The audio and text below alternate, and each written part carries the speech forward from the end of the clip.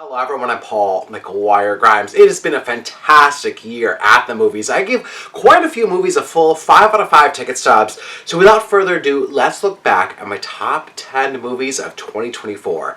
This is Paul's trip to the movies.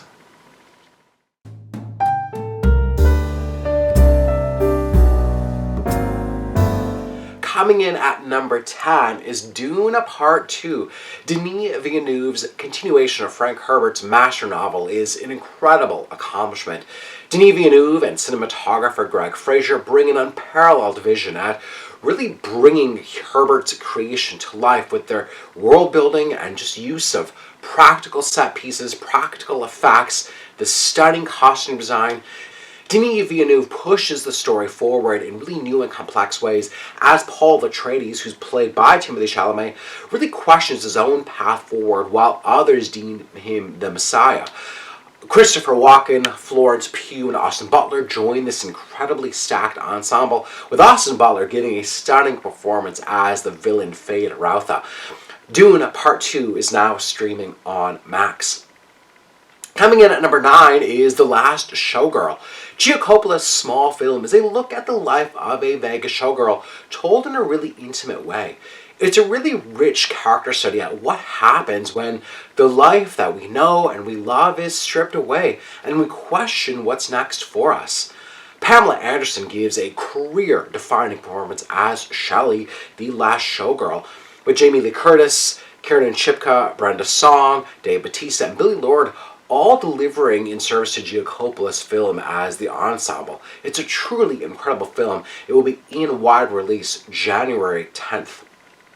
Coming in at number 8 is Conclave. And if you thought that American politics was messy, watch Conclave and you'll see the Catholic Church in a different lens. The urgency with this film is felt from the very beginning as director Edward Berger sets the story in motion with a really rich score, and Ray Fiennes kind of abruptly walking to the Pope's residency in the wake of his untimely death. Fiennes grounds the film as his character is tasked with the election of the next Pope. Its rich production design and the costumes really put you in the thick of the messiness that's unfolding in the Vatican.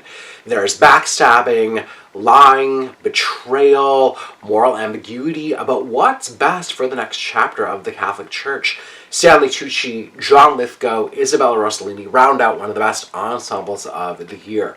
Conclave is now streaming on Peacock. Coming in at number 7 is Superman, the Christopher Reeve story.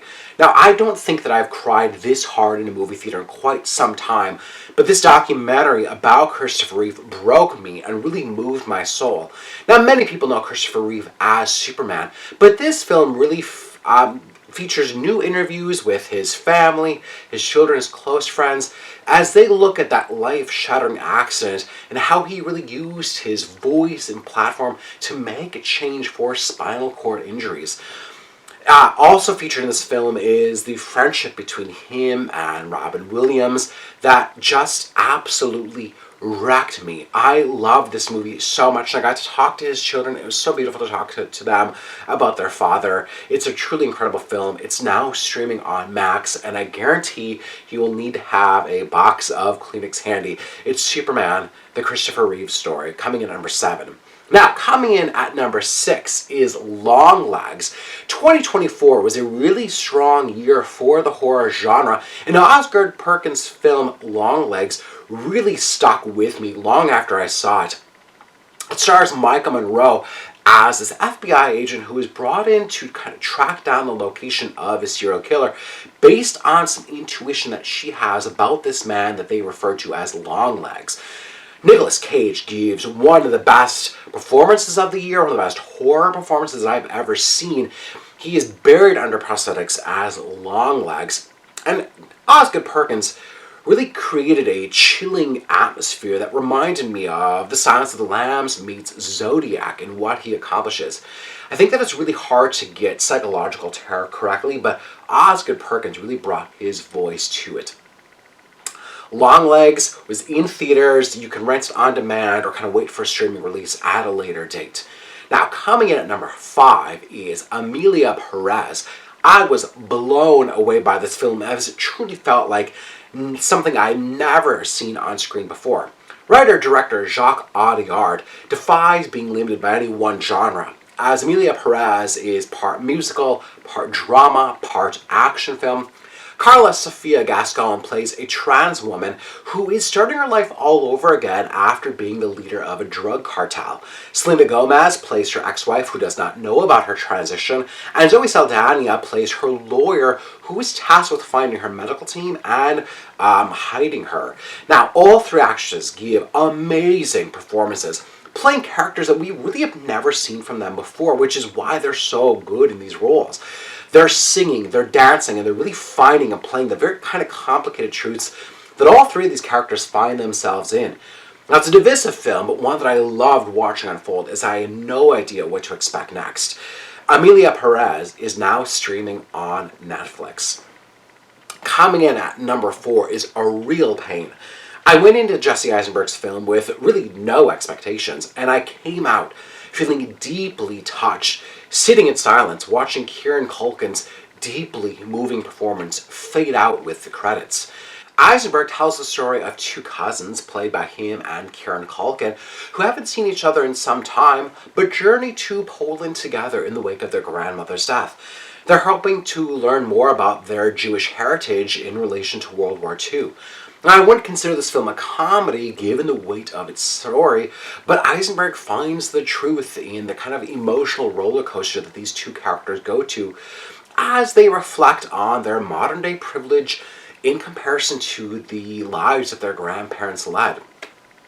Kieran Culkin could very well win the Oscar for this role, as he's just sublime and vulnerable in every scene. It's a movie that really talks about men's mental health in a really truthful and grounded way. It's A Real Pain. Look for it soon, streaming on Hulu.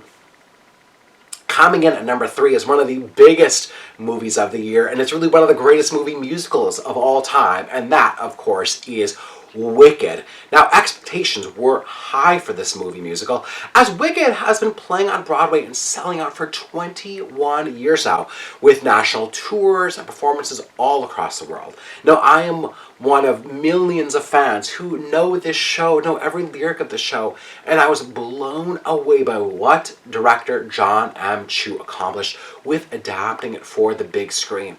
I felt like I was seeing it for the very first time as I was transported back to Oz all over again. Cynthia Erivo and Ariana Grande deserve Oscar nominations for their passionate portrayals of Elphaba and Glinda. The production design, the costuming, the choreography, the production design, all just stunning at bringing this world to life. John Chu has a really terrific ensemble with Jeff Goldblum playing the Wizard, Michelle Yeoh playing Madame Marble, Jonathan Bailey flirting with everyone as Fiyero, Bowen Yang being a great comedic sidekick as one of Glinda's friends. They're all fantastic. And the story felt just incredibly timely with its themes and these characters that so many of us connect to. I cannot wait for part 2, which will hit theaters next year. That's Wicked, coming in at number 3. Now, number 2 is a movie that I will forever sing the praises of, and that is Sing Sing. Sing Sing didn't get the attention that it deserved when it first arrived in theaters this summer, but I'm hoping that with award season, more people give it some attention. This is a movie that's based on a true story, starring Coleman Domingo. He stars as Divine G, who is incarcerated at Sing Sing prison and spearheads the rehabilitation through the arts program. This film is written and directed by Greg Quidar and is based, like I said, on a true story. Coleman Domingo and Paul Raci are two of the only professional actors in the film, as the rest of the cast are actually playing versions of themselves, as they are all previously incarcerated who went through the rehabilitation through the arts program at Sing Sing. This movie is deeply moving, and I know it will touch your heart, it'll touch your soul, as it really does showcase the power of the arts, the power of theater, and I think that it really allows the audience to see a different view of incarcerated individuals, to really see them as people and not the crimes that they committed. I loved Sing Sing so much, and I hope that you will be moved by this movie as well. Check for it to hit theaters again in early January or streaming on Max at a later date. It's Sing Sing. Coming in at number 1, my favorite movie of 2024, and that is Challengers. Now, like so many movies in my top 10 of the year list, Challengers is another example of a director and his creative team and cast really firing on all cylinders, really testing themselves along the way. Director Luca Guadagnino and writer Justin Kuritsky has made 2 films this year, this Challengers and Queer, but I think that Challengers for me was just a knockout in every way. Stars Zendaya as Tashi, a former tennis player who now coaches her husband Art, who's played by Mike Feist. And when Art competes at the Challengers match, he comes face to face with their old friend Patrick, who's played by Josh O'Connor. Now, as the film progresses, you see this love triangle and friendship blossom and then fracture. Justin Kuritsky and Luca Guadagnino shaped this film kind of a unique structure as it really plays out in non-linear format. It moves at a rapid tempo, and Trent Reznor and Atticus Ross's score really puts you in the mind of an athlete with their kind of usual techno sound. It's a phenomenal score. There's this stunning trio of performances from Zendaya, Mike Feist, and Josh O'Connor, as you're kind of witnessing their kind of wicked mind games, as they're all playing each other, really trying to get something out of each other for their own good. I saw Challengers on the big screen in IMAX, and I was just face to face. It was in my face. It was really just this unique cinematic experience. It's one of my favorite movie-going experiences this year, as I had no idea what to expect this movie, and to have it kind of blow me away was so phenomenal. So Challengers, I highly recommend it. It's just unique and different. Unlike any other sports movie you will see, maybe of all time, Challengers now streaming on Prime Video, my favorite movie of 2024.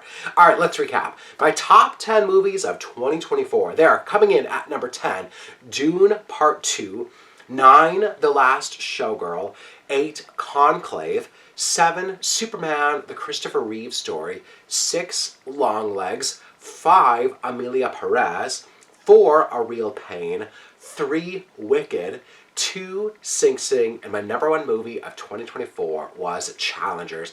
Now, I do want to give some honorable mentions to movies like Civil War, The Substance, Nosferatu, Saturday Night. 2024, like I said, was a terrific year at movies. I was seeing filmmakers that I know and love really pushing themselves, pushing the boundaries of filmmaking. Actors that I love, giving incredible performances. I got to interview so many fantastic actors this year. So look for interviews on my YouTube channel. People like Pamela Anderson and Jamie Lee Curtis for The Last Showgirl, Ray Fiennes for Conclave, Christopher Reeve's children to talk about their father. I talked to Michelle Yeoh for Wicked, Jesse Eisenberg for A Real Pain. I talked to Coleman Domingo for a Netflix series of his, but we did mention Sing Sing. So check out those interviews. Let me know your favorite movies of the year. Leave me a comment here on YouTube. Paul's Trip to Movies here on YouTube. Leave me a comment or follow me on social media at Paul It's a Movie Trip. I would love to hear from you. What have been your favorite movies of 2024? Maybe some of your favorite performances. Let me know in the comments. And then go to my website, paulstriptomovies.com, for even more reviews and other interviews I've done in 2024. Thank you so much for watching my top 10 movies of 2024. This is Paul's Trip to the Movies.